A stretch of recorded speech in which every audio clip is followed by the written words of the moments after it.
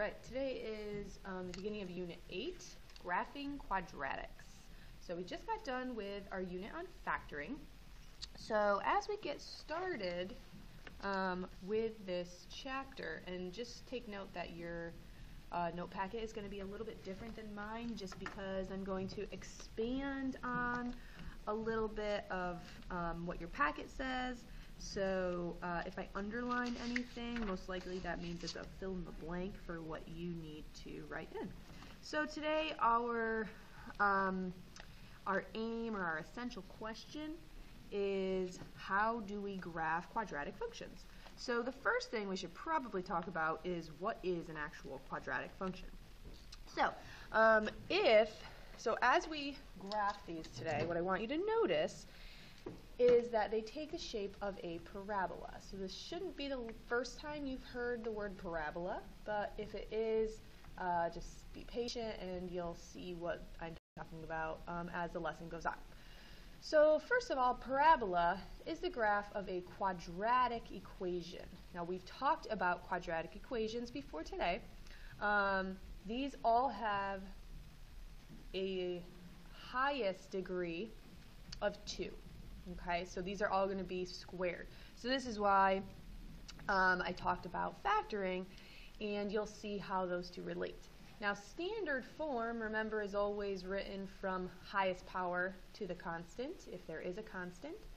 A is going to be the coefficient attached to the x squared, B is always attached to the x, and C is always the constant term.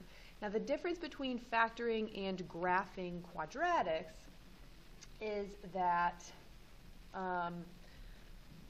number one, they always are going to be, there we go, we're always going to have the variables x and y, okay, unless we have an application question, which we will get to at the end of the chapter. So if we are given the equation x squared plus 2x plus 5. Again, this would be a quadratic. Okay, and the type of graph is a parabola. Now I know it's been a while since we've graphed anything, but remember, when we are graphing, we're always going to use our calculator to help us out, and remember to hit the y equals button in order to make that happen. So let's start out with question number 1. Okay. So in your calculators, you guys are going to type. All right. So again, you go to your y equals. Okay, you're going to hit your x squared plus 2x plus 5. All right. Now when you graph it, you're going to see it's going to make a U shape. This is a parabola. Now I'm going to take you to your table. Okay. So what you're going to want to do is you're going to want to see where it starts to turn around. So if you look, see how it goes from your y. You have 8, 5, 4, and then it wraps back around back to 5 and 8 again. So those are the numbers that I'm going to use, actually. Okay, so I'm going to use -3, 8, -2, 5, -1, 4, 0, 5, and 1, 8. Okay. So now what I'm going to do is I'm going to plot those on the graph.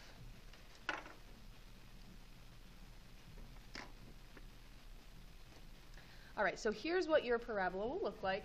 And again, this is going to be a smooth curve, so you're going to want to try the best you can.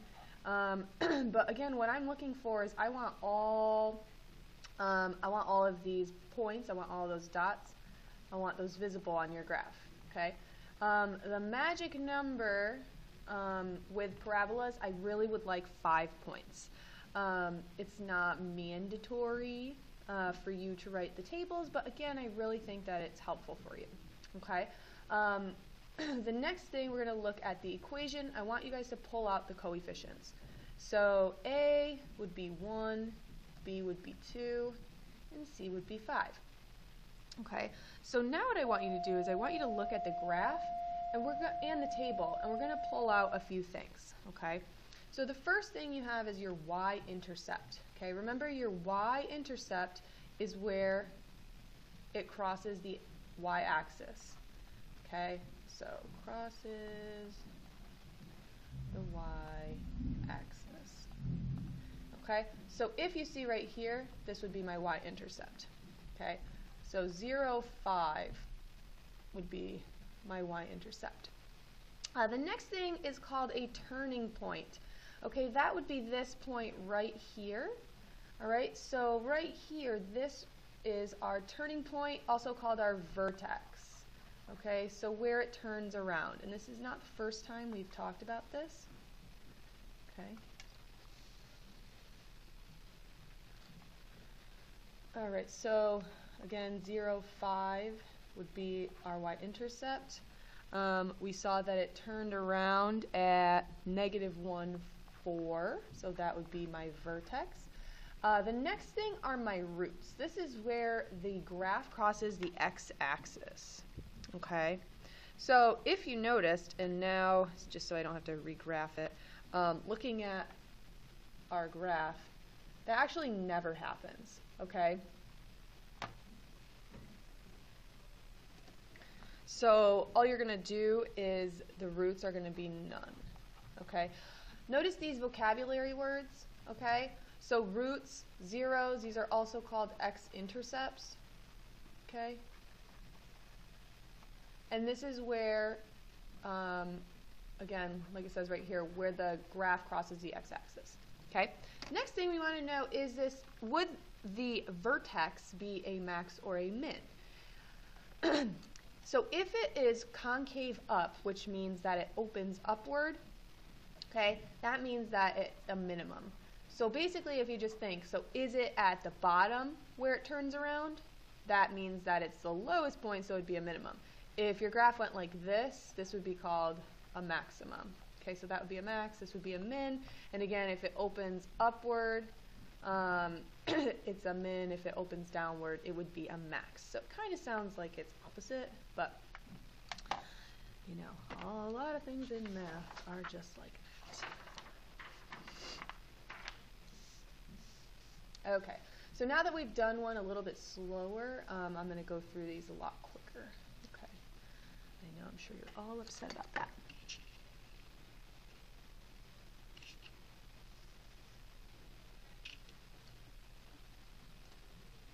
All right, so again, what I'm going to do is I'm going to graph this in my calculator, and I'm going to try to find my points to graph.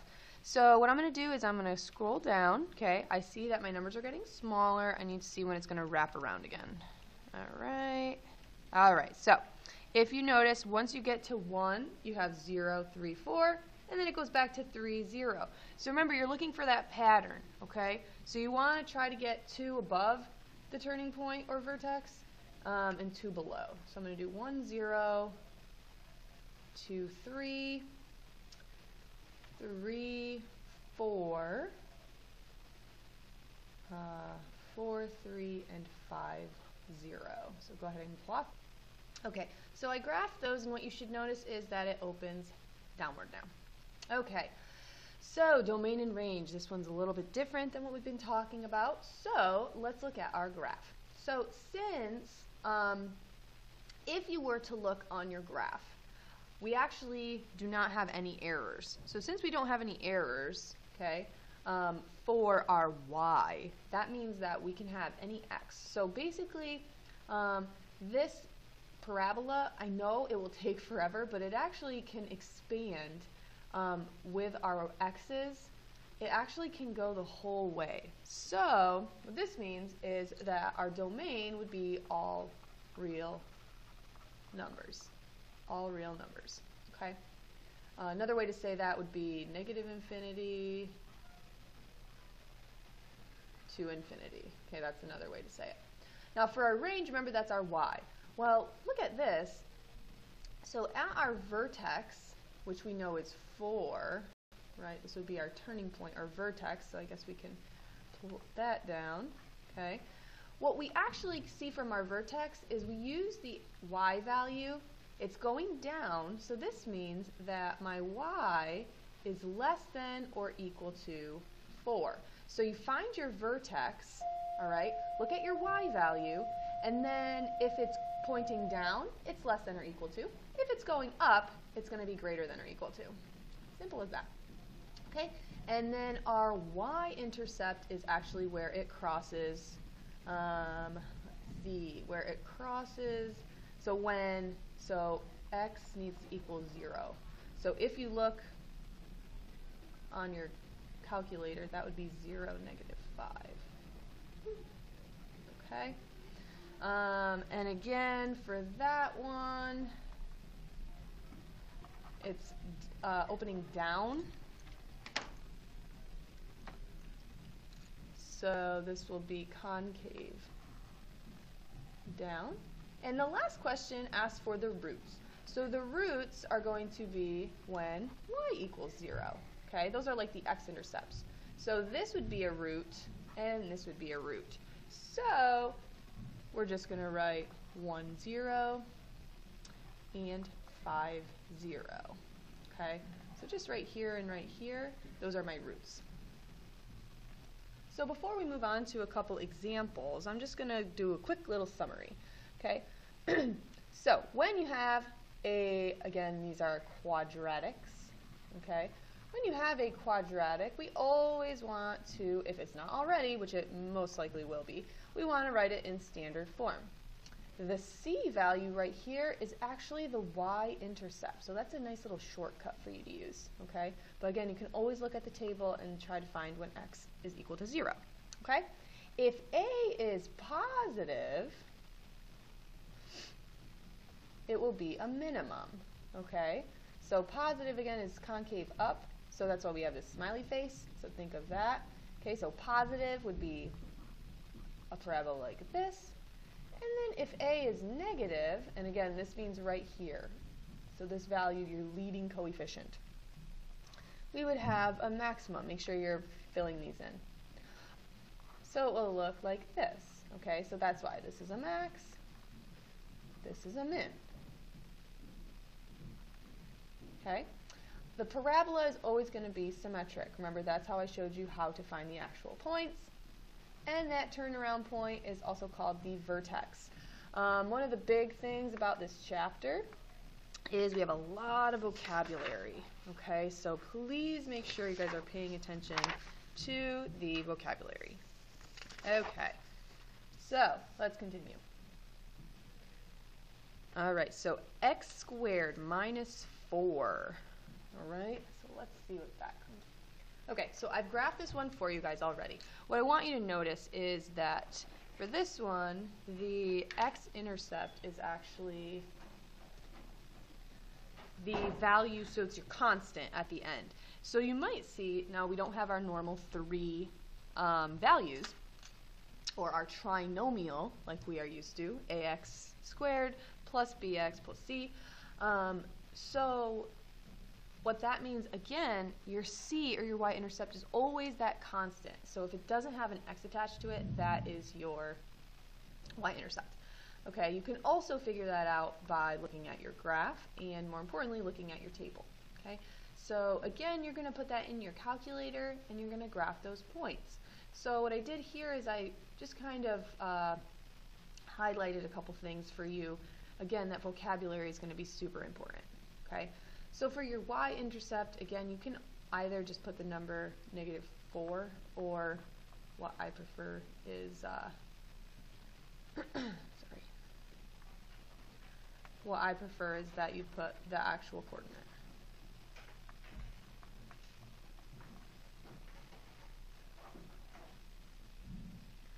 Okay, so since this opens, number one, since this is a parabola, okay, or a quadratic, our domain is going to be all real numbers, okay, all real numbers. That you're going to notice is for all of these. Then the range, remember I told you to look at your vertex, okay. Let me just write vertex here as well. Okay, so you're going to look at your vertex, and whatever your y value is, that is what we're going to put down. Okay, the next thing we're going to talk about is the roots and the different ways that they could be represented. So if you write them like this, this is basically just a set of those turning points. So, or the roots rather, sorry. So the root is -2 and 2. All right.